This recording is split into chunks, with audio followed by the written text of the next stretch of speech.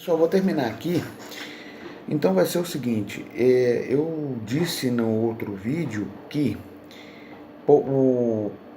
sempre que possível o relevo pode ser voltado ao seu que era antes, mas existem casos especiais em significado excepcional do jazida, poderá ser promovida a desapropriação do imóvel ou parte dele. Cuidado que aí pode ter muita pegadinha. E nenhum órgão, seja ele federal, estadual ou municipal, pode realizar escavações arqueológicas ou pré-históricas sem prévia comunicação ao IPHAN, para fins de registro no cadastro de jazidas arqueológicas. A diretoria aí dessa comunicação deve constar o local, o tipo, a designação de jazida, o nome do especialista encarregado das escavações, os indícios que determinaram a escolha do local e, posteriormente, uma súmula dos resultados obtidos e o destino do material coletado. Esse é o artigo 16. Vamos agora ao capítulo 4, artigo 17, das descobertas fortuitas. Do artigo 17 até o 19, é facinho. A posse e a salvaguarda dos bens da natureza arqueológica ou pré-histórica constituem, em princípio, direito imanente ao Estado, ou seja, você achou, mas isso fala, não é meu? Não. Pertence ao Estado. Pertence. Lembra daquela parte? O que as jazidas não são regidas pelo direito comum. Vamos sempre lembrar isso. Então, a descoberta fortuita de qualquer elemento de interesse arqueológico, pré-histórico, histórico, artístico ou numismático deverá ser imediatamente comunicado ao IPHAN ou órgãos oficiais autorizados pelo autor do achado ou pelo proprietário onde tiver ocorrido. Se você achou um tesouro, umas moedas, é meu? Não. Você tem que comunicar ao IPHAN. Caso isso não seja feito, se acontecer alguma coisa de ruim... e mais uma coisa antes que eu estava esquecendo. O proprietário ou ocupante do imóvel é responsável pela conservação provisória. É do Estado? É, mas você fica responsável por guardar o tesouro.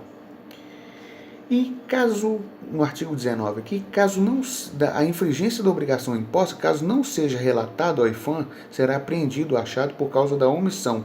Isso é dano ao patrimônio nacional. Aqui.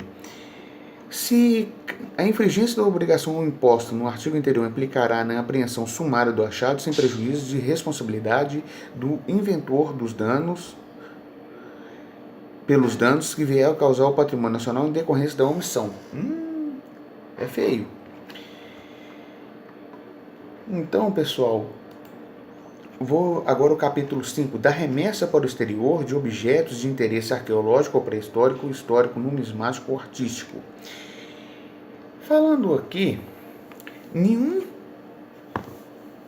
objeto que apresente interesse histórico, arqueológico ou pré-histórico, numismático ou artístico, poderá ser transferido para o exterior sem licença expressa da diretoria do IPHAN.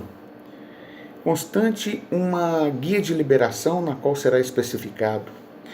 E, se não observar, vai implicar em apreensão sumária do objeto a ser transferido, sem prejuízo das demais combinações legais que estiver o sujeito responsável. O objeto será entregado ao IPHAN.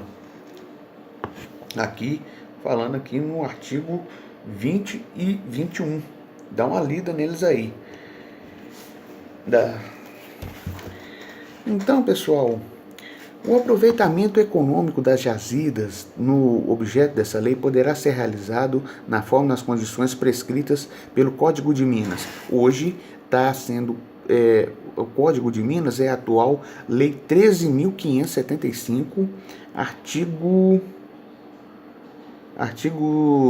13º de 2017. Então, de todas as jazidas, será preservada sempre que possível ou conveniente uma parte significativa a ser protegida pelos meios convenientes, como blocos testemunhos. O Conselho de Fiscalização de Expedições Artísticas e Científicas deverá encaminhar ao IPHAN qualquer pedido de cientista estrangeiro para a realização de escavação arqueológica ou pré-histórica no país. O IPHAN não pode autorizar lavra para calcário de concha que possui características de monumentos arqueológicos. Aqui, falando aqui no artigo 24, o artigo 23 e 24 falam sobre isso. Nenhuma autorização de pesquisa ou de lavra para jazizes de calcário de concha que possua as características de monumentos arqueológicos ou pré-históricos poderá ser concedida sem audiência prévia pelo IPHAN. A realização de escavações arqueológicas ou pré-históricas com infringência de qualquer desses dispositivos vai gerar uma multa e sumária apreensão e consequente perda para o patrimônio nacional. Todo o material e equipamento serão apreendidos.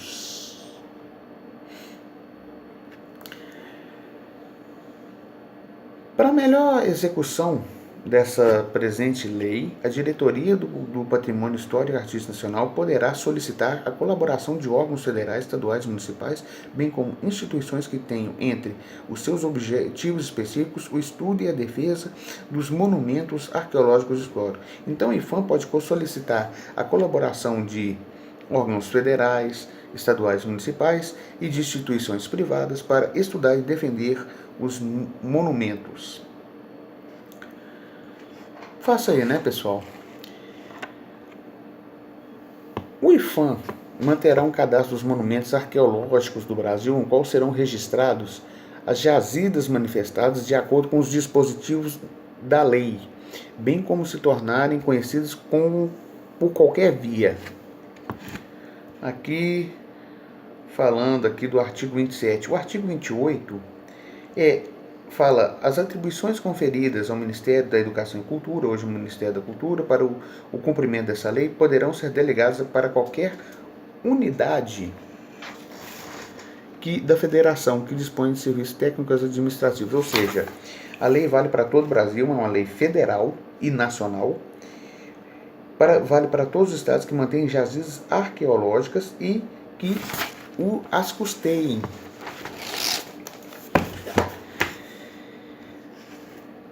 Então, no caso desse artigo, o produto de multas aplicadas e apreensões de material legalmente feitos reverterá em benefício do serviço estadual organizado para a preservação e estudo desses monumentos. Agora, artigo 29.